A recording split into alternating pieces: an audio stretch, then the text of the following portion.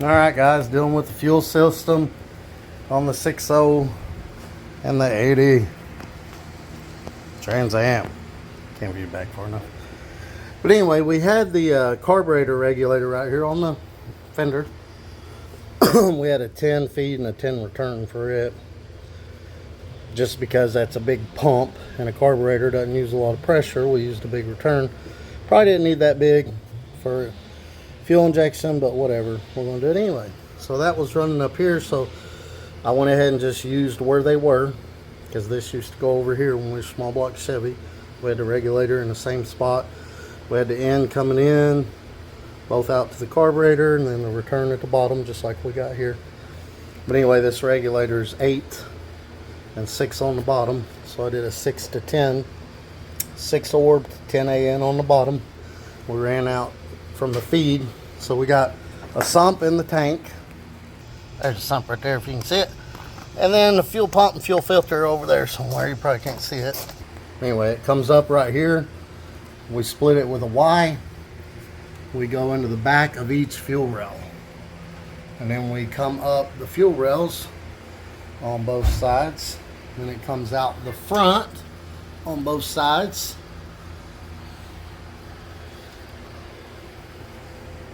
These two right here. Then over to the regulator. Then returns out the bottom. Now, if my Rebel is hooked up correctly, when I turn the key on, it should prime for 3 seconds and then quit. Let's see what it does. Alright, here we go. Let's hit the key. Willis go over here help me. He gonna check for leaks. Cool. That's about 3 seconds, wasn't it? Key off. Key back on. Not sure what the fuel pressure is, guys. We're just checking for leaks. Just turn the key off and on to cycle the pump for about 3 seconds.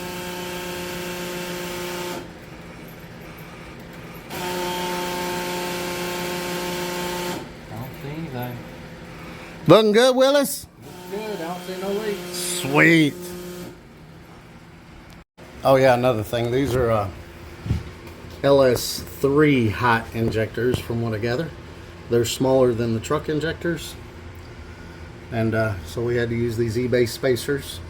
I'll post a picture of these right here.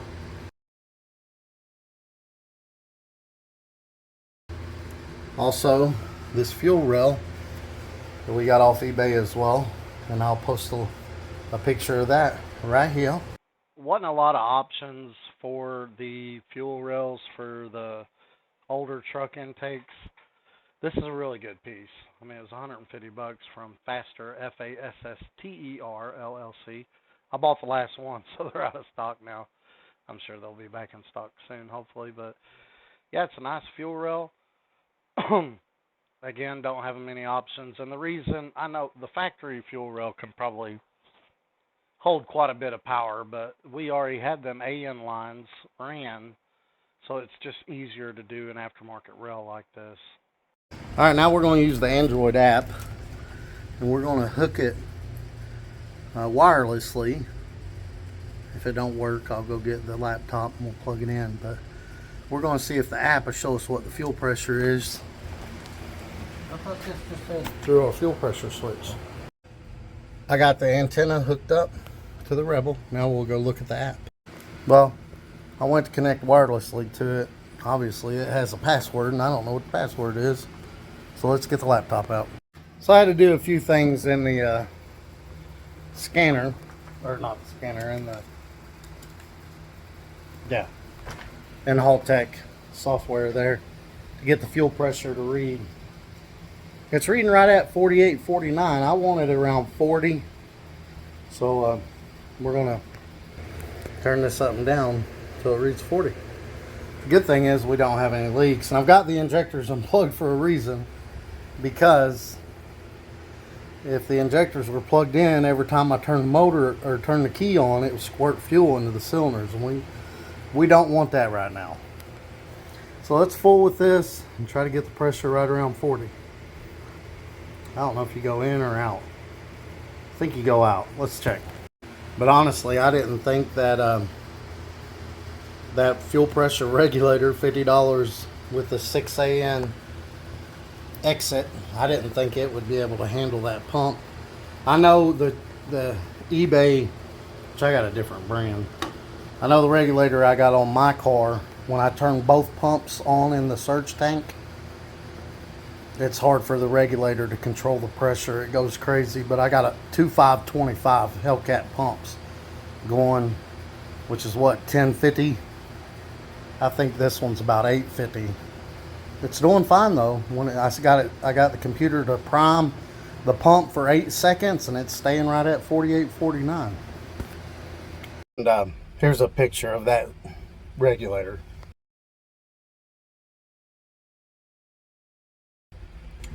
Well, let's see what our fuel pressure is now. It'll pop up right there. I'm gonna have to turn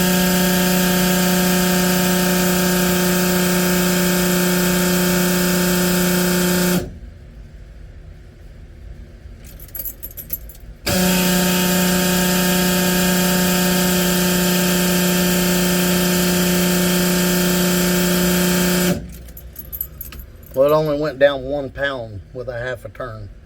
So let's turn it out some more. But I had to go in here to sensors and then fuel pressure. And then up at the top, I had to choose the pressure sensor that I'm using, which my sensor is 50 to 450. That's what it says on the sheet. So I picked the GM oil pressure sensor, which matches that. So volts should be reading the correct pressure. But yeah, you had to turn the sensor on with that little blue dot. You had to select fuel pressure. I went with the oil pressure sensor because that's the one that had the volts 50 to 4.5. And then once you selected that, then you come back to here and you click on that blue dot to slide it over to the right, and then it shows the fuel pressure. All right, I screwed it out 2.5 turns, which is when it stopped feeling any pressure.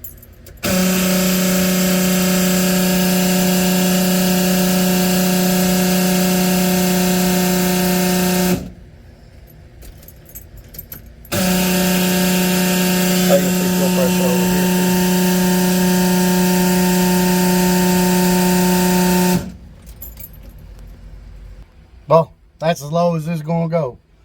45 PSI. We're just going to leave it there. That'll be perfect. The thing is, I think that pump only goes up to 70 PSI. So 45, 25. So with boost, 25 pounds of pressure, it's going to rise the fuel pressure 1 to 1. So 25 pounds of boost is going to max that pump out, because I think that pump only goes to 70 PSI. But that should be good. We'll tighten the lock nut up. That's as low as it go, 45 PSI. But yeah, I'm just happy that that 6AN return is keeping up with that pump. Because on mine, the 6AN return hold with both 525 Hellcat pumps running, I couldn't turn the regulator down far enough to be able to even tune idle. So I had to put one of those on my car, the 5.3 Camaro. If you guys watch the channel, you're familiar with that. But yeah, I had to put one of those pumps on a hop switch because both pumps running at the same time and idle was just, it was too much for me. The pressure just jumped all over the place. It was too much for me to control that pressure with the regulator. But yeah, it's controlling that Aeromotive Eliminator. That's what we got in this car, the Aeromotive Eliminator, which is like 850 liters per hour. Both my pumps running are like 1050 liters per hour. So yeah, pretty big difference there. But yeah, that's going to do it for that. We'll hold on to this, tighten that nut up, and the next thing we're going to do is we got to put some exhaust on it, and then we can put a wideband in it. We need to get some couplers for the radiator, put water in it, and this right here, this fits the throttle body just fine. I'm going to take the air intake temperature sensor the Haltech came with and put that in there, and then hook that wire up for that, which I've just got laying down there, and that'll be our air intake temperature. But we need to do some exhaust and water so we can put the wideband in so it can do some self-tuning. But yeah,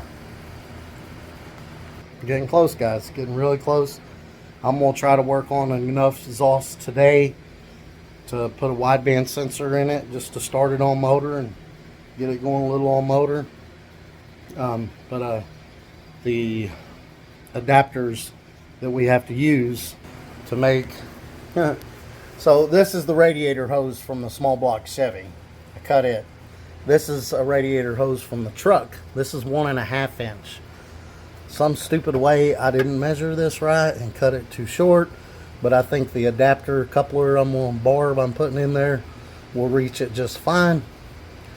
And then over here, this is 1.25 inch, and then his radiator is 1.5, so I got a coupler to go right here that's 1.25 to 1.5, and that'll work for that. And then we can get some water in it. Then, like I said, we'll put the intake air temperature sensor from the kit, which is right there.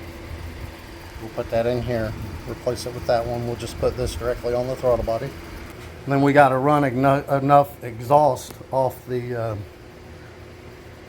truck manifolds to be able to get the wideband in there somewhere.